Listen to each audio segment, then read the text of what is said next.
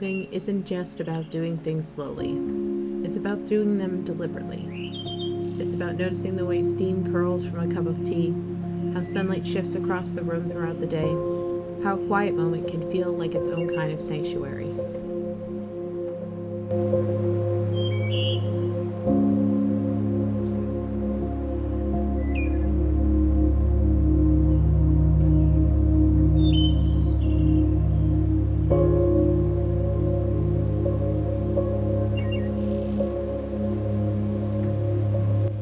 But how can we notice any of that when our minds are elsewhere, when we are more present in feeds than in our own lives?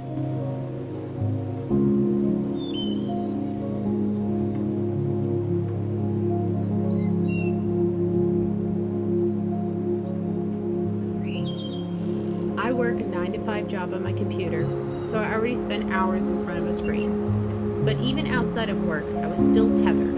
The quiet moments, the pauses, they just felt like gaps that needed to be filled. I couldn't sit in silence without craving stimulation, and that realization hit me harder than I expected.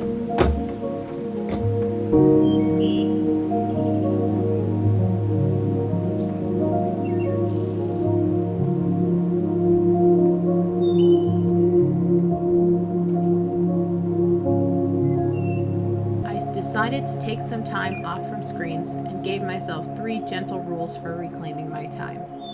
1. No mindless scrolling. If I picked up my phone, it had to be for something intentional. 2. Technology with a purpose. My work stayed on my laptop, my phone became a tool, not an escape. 3.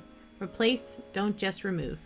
Instead of cutting screens, I filled the gaps with something richer. Reading, walking, creating, resting.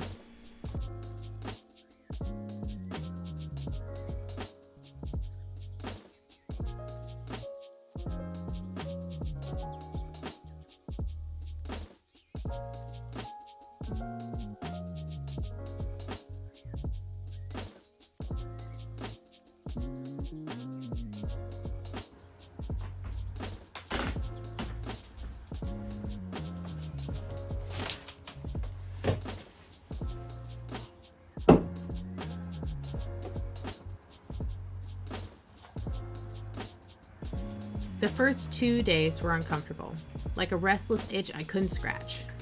I didn't know what to do with my hands, my mind. I reached for my phone out of habit, only to stop myself.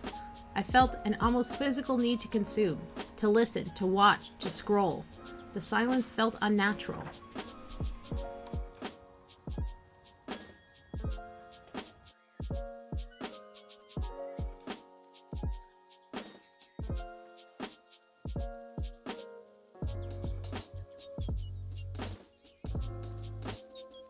But then, something shifted. The quiet became less like an absence and more like an invitation. The world felt fuller, richer, when I was actually in it. I heard the sound of my own footsteps on the pavement. I tasted my food instead of just eating distractedly. Time slowed, and for the first time in a long while, I felt like I was living inside my life, rather than just moving through it.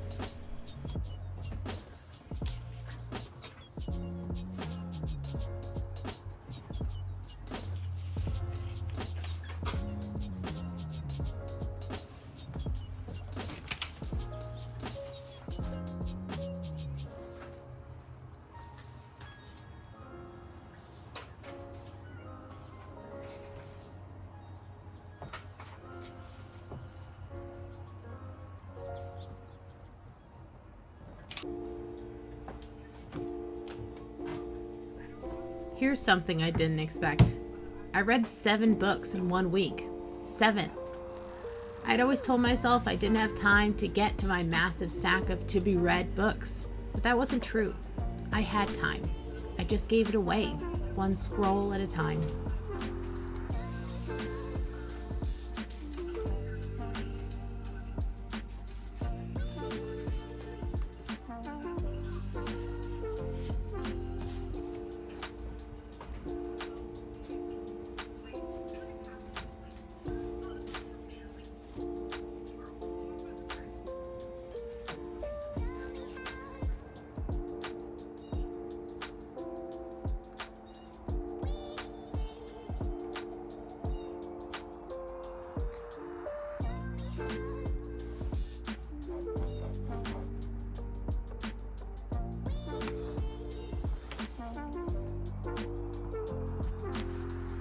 Instead of filling the in-between moments with content designed to be consumed, I filled them with words meant to be savored. And for the first time in years, my mind felt spacious, opened, unrushed.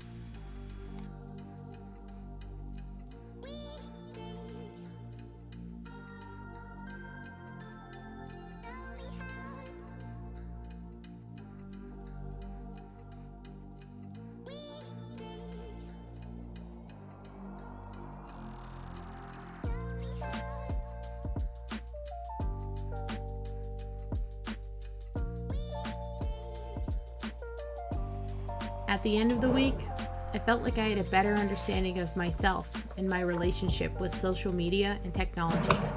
Here's what I learned. My mind felt quieter, less clutter, more clarity. I slept more deeply, no more blue light keeping my brain on high alert. I felt more creative. Without constant input, my own thoughts had space to bloom. I rediscovered the power of journaling. I rediscovered what it meant to be present. Food tasted better. Conversations felt richer. Time expanded.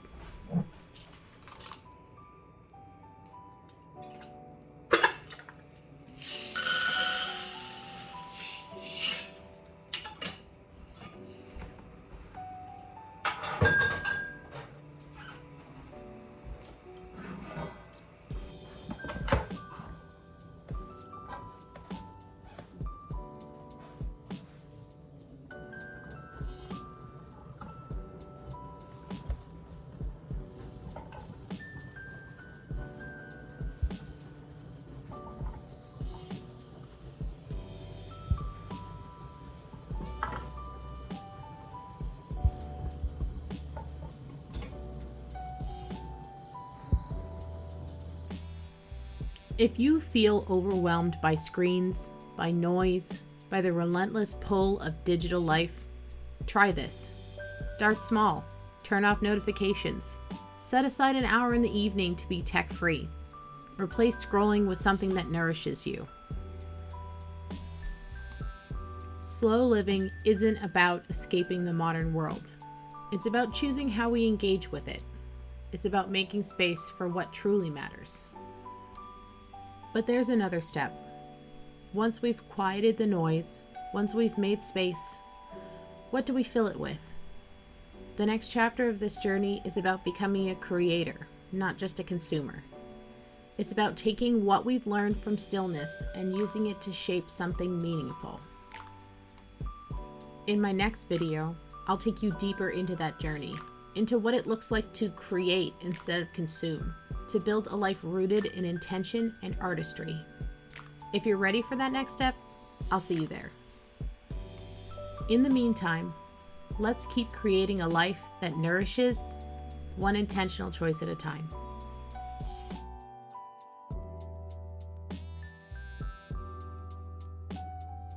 Excuse me? I'm pretty sure there's no dogs allowed in the bed. So why am I coming out of the bathroom and there's 2 dogs hidden in my bed? Come out of there!